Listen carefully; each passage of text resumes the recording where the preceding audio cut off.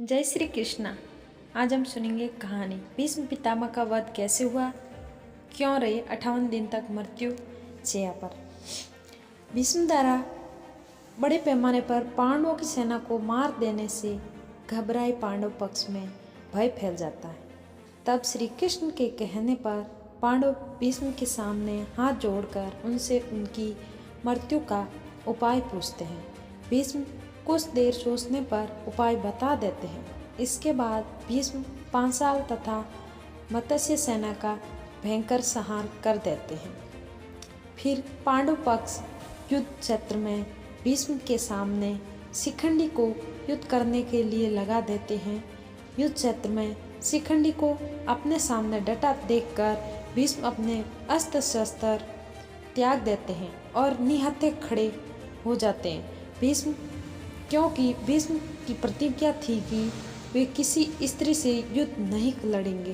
भीष्म ने कृष्ण पर युद्ध धर्म के विरुद्ध आचरण करने का आरोप लगाते हुए एक स्त्री पर वार करने से मना कर अपना धनुष नीचे रख दिया।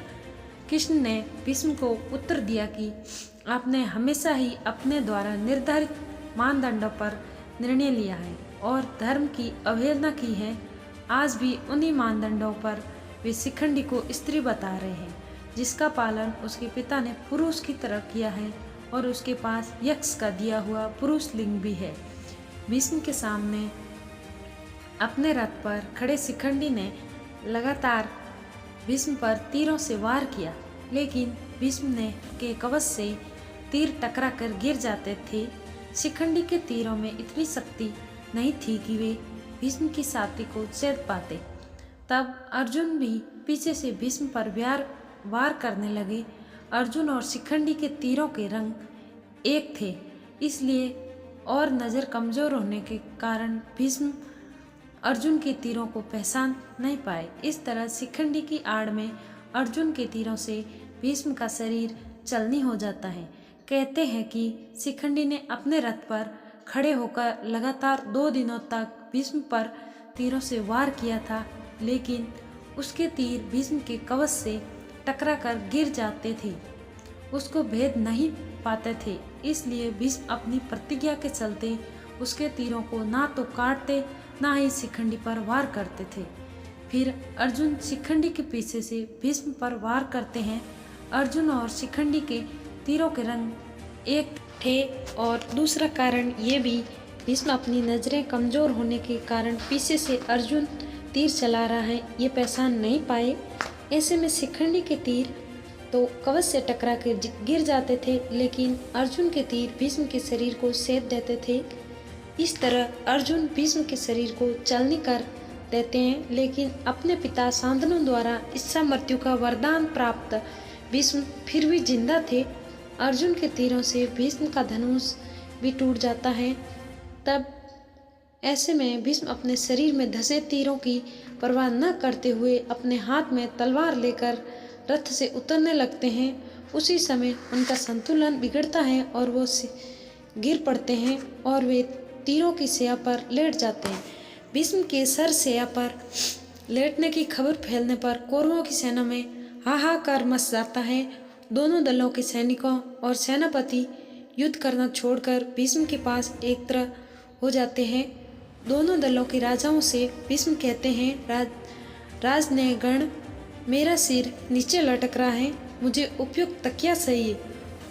उनके एक आदेश पर तमाम राजा और योद्धा मूल्यवान और तरह तरह के तकिए ले आते हैं, किंतु भीष्म उनमें से एक को भी न लेकर मुस्कुरा कर कहते हैं कि ये तकिए इस वीर शैया के काम में आने योग्य नहीं है राजन। फिर वे अर्जुन की ओर देखते हैं, कहते हैं, बेटा तुम तो क्षत्रिय हो, धर्म के विद्वान हो, क्या तुम मुझे उपयुक्त तकिया दे सकते हो? कहते हैं कि आज्ञा पाते ही अर्जुन ने आंखों में आंसू लिए उनका अभिवादन कर भीष्म को बड़ी तेजी से ऐसे 3 बाण मारे जो उनके ललाट को छेदते हुए पृथ्वी में जा लगे। इस तरह सिर को सराहना मिल जाता है और इन बाणों का आधार मिल जाने से सिर के लटकते रहने की पीड़ा जाती रही। इतना सब कुछ होने के बावजूद भीष्म क्यों नहीं त्यागते हैं प्राण, लेकिन सर शैया पर लेटने के बाद भी भीष्म प्राण क्यों नहीं त्यागते हैं, जबकि उनका पूरा शरीर तीर से चलनी हो जाता है, फिर भी वे इच्छा मृत्यु के कारण मृत्यु को प्राप्त नहीं हो पाते हैं। भीष्म ये भली भांति जानते थे कि सूर्य के उत्तरायण होने पर, प्राण त्यागने पर आत्मा को सद्गति मिलती है और वे पुनः अपने लोक जाकर मुक्त हो जाएंगे। इसलिए वे सूर्य के उत्तरायण होने का इंतजार करते हैं। भीष्म ने बताया कि वे सूर्य के उत्तरायण होने पर ही शरीर छोड़ेंगे, क्योंकि उन्हें अपने पिता शांतनु से इच्छा मृत्यु का वर प्राप्त है और वे तब तक शरीर नहीं छोड़ सकते जब तक कि वे चाहे। लेकिन 10वें दिन का सूर्य डूब चुका था। ऐसे भी कहा जाता है कि भीष्म को ठीक करने के लिए शल्य चिकित्सक लाए जाते हैं, लेकिन वे उनको लौटा देते हैं और कहते हैं कि अब तो मेरा अंतिम समय आ गया है, ये सब व्यर्थ है, सरसेया ही मेरी सीता है, अब मैं तो बस सूर्य के उत्तरायण होने का इंतजार कर रहा हूँ। पितामह की ये बातें सुनकर राजागण और उनके सभी बंधु बांधव उनको प्रणाम और प्रदक्षिणा कर करके अपनी अपनी छावनियों में लौट जाते हैं।